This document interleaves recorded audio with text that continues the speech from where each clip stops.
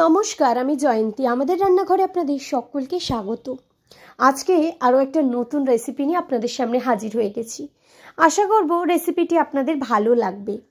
যদি ভালো লাগে কিন্তু লাইক কমেন্ট শেয়ার করতে একদমই ভুলবেন না। নিজেদের বন্ধুবান্ধব এবং পরিবারের সকলের সাথে কিন্তু ভিডিওগুলি অবশ্যই শেয়ার করে নেবেন।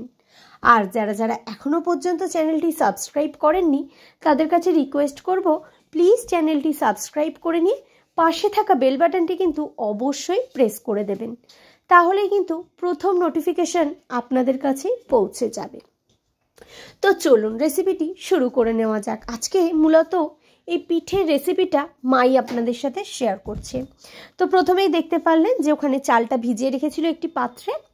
তো বেশ কিছুক্ষণ ভিজিয়ে রাখার পরে ওই ধরুন 3 থেকে 4 ঘন্টা মতো ভিজিয়ে রেখেছিল। তারপরে মিক্সিং জারে দিয়ে ভালো করে কিন্তু একটা মিহি পেস্ট বা ব্যাটার রেডি করে নিয়েছে।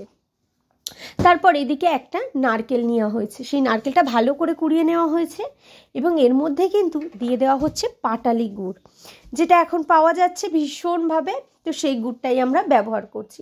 আমরা তো এখানে পাটালি ব্যবহার করছি, পাটালিটা দিয়ে ভালো করে কিন্তু নারকেলের সাথে মা মিশিয়ে নিচ্ছে গুড়টা দিয়ে। তো আজকে যেটা রেসিপি বা এটা আমরা কিভাবে বানাচ্ছি কি সেটা তো দেখাবোই, কিন্তু রেসিপিটির তো নাম বলা হলো না। আজকে আপনাদের সাথে রেসিপিটি শেয়ার করতে চলেছি পুর ভরা আজকে পিঠে। তো এটা কিভাবে তৈরি করা হচ্ছে চলুন দেখে নেওয়া যাক। আপনাদের কাছে অনুরোধ রইল স্কিপ না করে সম্পূর্ণ ভিডিওটি দেখার। তো এই যে ভালো করে প্রথমেই গুড় দিয়ে কিন্তু পাটালি গুড় দিয়ে কিন্তু ভালো করে নারকেলটা ভালো করে হাত দিয়ে মেখে নিয়েছে, আপনারা দেখলেনই। তারপরে কিন্তু খুন্তি নাড়াতে নাড়াতে ভালো করে কিন্তু একটা সুন্দর পাক দিয়ে নিচ্ছে। আর পাটালির গন্ধটা যা ভালো লাগছে না, দুর্দান্ত লাগে। এই শীতকালে কিন্তু সেজে মজা, ঘুরে মজা, খেয়ে মজা, সবেতেই মজা। তো নারকেলটা দেখুন কি সুন্দর দেখতে লাগছে না, ভীষণ ভালো লাগছে দেখতে। তো ওইদিকে তো নারকেলের পুরটা রেডি হয়ে গেছে, আর এইদিকে তো মা যে চালটা মিক্সিং জারে দিয়ে পেস্ট করে নিয়েছিল যে দেখলেন, ওই ব্যাটারটার মধ্যে দিয়ে দিচ্ছে সুজি।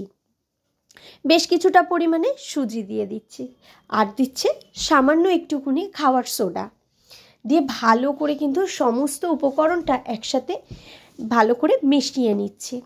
এই পিঠের রেসিপিটা কিন্তু আমি আগে কখনো খাইনি, এই প্রথমবারই কিন্তু এই পিঠেটা আমি ট্রাই করছি।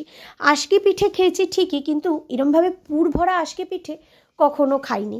তো একটু শুনেই একটু অন্যরকমই লেগেছিল যে কিভাবে মা বানাচ্ছে। তাহলে চলুন আপনাদের সাথেও রেসিপিটা শেয়ার করি, তাহলে আপনারাও তো বাড়িতে তৈরি করে নিতে পারবেন এই সিজনে।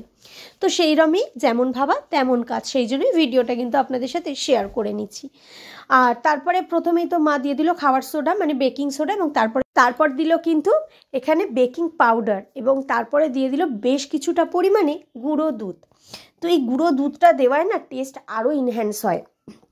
দেখবেন নারকেলের যখন নাড়ু তৈরি হয় সেখানেও কিন্তু দুধের ব্যবহার করলে কিন্তু তার টেস্ট কিন্তু সত্যিই ভীষণ ভালো হয়। তো এখানেও কিন্তু মা পাউডার দুধ বা গুঁড়ো দুধের ব্যবহার করছে, দিয়ে এটা ভালো করে কিন্তু মিশিয়ে নিচ্ছে। এটা মিশিয়ে নেওয়ার পর আধ ঘন্টা মতো আমরা কিন্তু এই ব্যাটারটাকে ছেড়ে দেব, কারণ এই যে সুজিটা একটু ফুলবে তো সেই কারণেই। তো ভালো করে কিন্তু সমস্ত উপকরণ মা মিশিয়ে নিয়ে আধ ঘন্টার জন্য ব্যাটারটাকে ছেড়ে দিয়েছি। তো আধ ঘন্টা পরে কিভাবে কি বানাচ্ছে সেটাও চলুন দেখে নেওয়া যাক।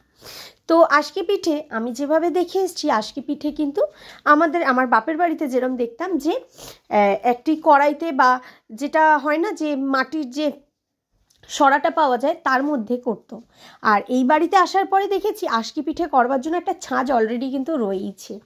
তো আজকে মা দেখছি একটু অন্যভাবে আজকে পিঠে বানাচ্ছে। প্রথমে একটি বাটির মধ্যে ভালো করে কিন্তু তেল মাখিয়ে নিয়েছে, তারপরে ব্যাটারটা দিয়েছে। ব্যাটারটা দেওয়ার পর ওপর থেকে নারকেলটা ভালো করে কিন্তু দিয়ে দিয়েছে, যে নারকেলের পুরটা ছিল ওটা মিডিলে পুরে দিয়েছে, এবং তারপরে আবারও ব্যাটারটা দিয়ে ওপর থেকে সুন্দর করে কিন্তু নারকেলটা ছড়িয়ে নিয়েছে। তো এই যে এখন মা কিসে কিসে করবে বুঝে উঠতে পারছে না, একবার বাটিতে করছে একবার গ্লাসে করছে, কারণ অনেকগুলি বুঝতেই পারছেন। তো সেই কারণে মা একসাথে চাইছিল বেশ কয়েকটা যাতে হয়ে যায়। তো সেই কারণের জন্য কিন্তু ওই যে বাটিতেও দিচ্ছে আর এদিকে গ্লাসের মধ্যেও কিন্তু সাজিয়ে নিচ্ছে। আর এই যে আমি তো ভীষণই এক্সাইটেড হয়েছিলাম যে কতক্ষণ এই পিঠেটা ট্রাই করবো। তো মাকে বলছিলাম তুমি একটু তাড়াতাড়ি করে বানাও। তো মা ওই যে একে একে সমস্ত বাসনে আস্তে আস্তে করে সব রেডি করে নিচ্ছে। তারপরে এখন পড়ে গেছি মুশকিলে যে কিভাবে এখন এটাকে স্টিম করা যায়। তো এই যে বললাম না, মা একটু চাইছে তাড়াতাড়ি হোক, কারণ আমি ওদিকে বলছিলাম তুমি একটু তাড়াতাড়ি বানাও, এত সুন্দর জিনিসটা বানাচ্ছ, একটু টেস্ট করব। তো সেই কারণে মা ফার্স্টে প্লেটের ওপরে দিয়েই দেখছিল যে এটা দিয়ে স্টিমটা কেমন হয়। তো এরম মা তো নর্মালি আশকি পিঠে বানায়, তো আমার বাপের বাড়িতেও হয় এবং শ্বশুর বাড়িতেও হয়, কিন্তু আশকি পিঠে এরমভাবে আমি তৈরি হতে প্রথমবার দেখলাম। তো মা চাইছিল একটু তাড়াতাড়ি করতে, আর আমাদের যেহেতু এই শ্বশুরবাড়িতে আশকি পিঠের ছাঁচ রয়েছে, তো একসাথে বেশ অনেকগুলো কিন্তু আশকি পিঠেও করা যায়। তো আজকে যেহেতু পুর দেবে, তো সেই ছাঁচে কিন্তু একদমই করছে না। তো এই যে দেখো বেশ ভালোভাবেই কিন্তু সেদ্ধ হয়ে গেছে, মানে একেবারে আশকি পিঠেটা রেডি হয়ে এসছে, আর জাস্ট সামান্য একটুক্ষণ পরে রেডি হয়ে যাবে। তো আমরা একটা টুথপিক দিয়ে দেখে নিলাম, তো তখনও একটু কাঁচা লাগলো, তো আরেকটুক্ষণ রাখার পর তারপর টুথপিক দিয়ে দেখলাম যে না, একদমই রেডি হয়ে গেছে।